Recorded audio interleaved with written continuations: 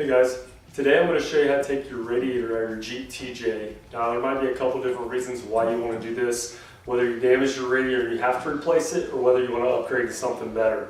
Now in my case, the Dana 60 is actually hitting the radiator due to trying to keep a low center of gravity. So I'm going to end up getting a shorter one along with an electric fan once I get everything in the spot that I need, and then I'll measure for a new one. Pretty simple, it takes about 20 minutes to take the radiator along with the fan shroud out. You need some basic hand tools, and you also need a pry bar, something to try to get the radiators off with.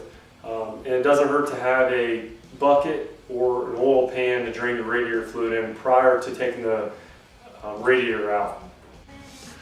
Alright, so the very first thing I'm going to do is take this clamp off right here. And it's pretty simple. You just take a pair of pliers and it's just kind of spring loaded. So we got it loose and we're just going to slide it back. You don't slide it real far back, about a couple inches. There's kind of like a nipple in there, so if you don't get it back far enough, it's still going to be clamped on that piece of plastic. So what this is going to do is, next I'm going to pry this hose off. This is going to drain the majority of your antifreeze out. I'm going to do that way I don't have to mess with it later, so I know it's already empty and it's good to go. Just make sure you got a bucket or something for this to drain into. You don't want to go all over the place, and if you got animals, you got to watch it because they're going to want to drink it, and it's also very harmful. So I'm just going to slowly peel that hose back. Just kind of watch it. It's already dripping.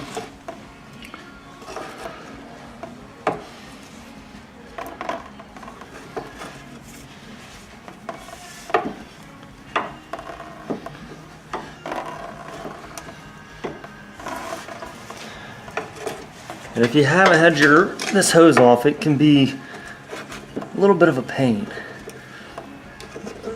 It actually kind of welds itself to the plastic.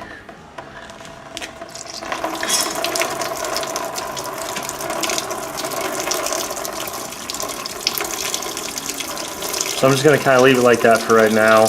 I'm not going to do it real fast so I can kind of keep it controlled. Alright, so I want to give you guys a better view of this clamp that I was talking about. This is the same clamp that I just took off from the bottom. This is all one piece. All you want to do, take your pliers, squeeze that together, twist it, and like I said, just get it back about an inch or so, inch and a half. You'll kind of know when you got it off there because it'll squeeze the hose a little bit more.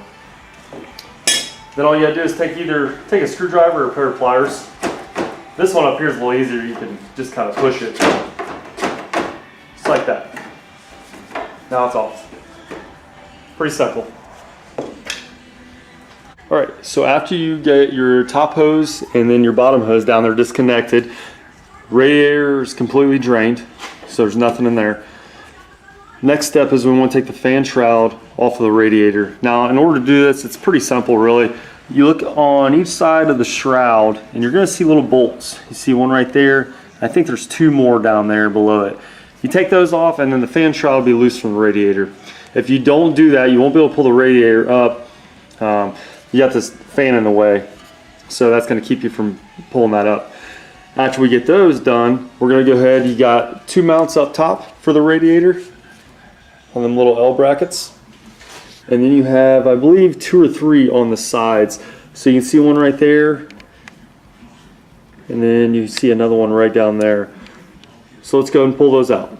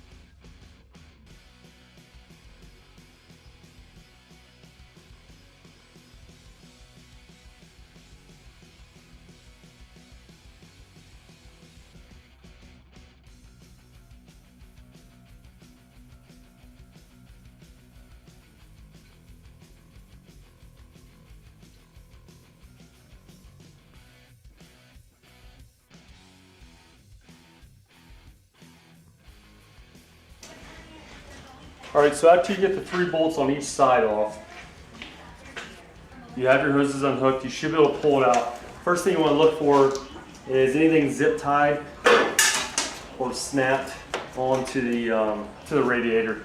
You got to remember all your headlight wires are running through there as well, so make sure you're not ripping the wires out when you do this. You should just be able to pull it straight up.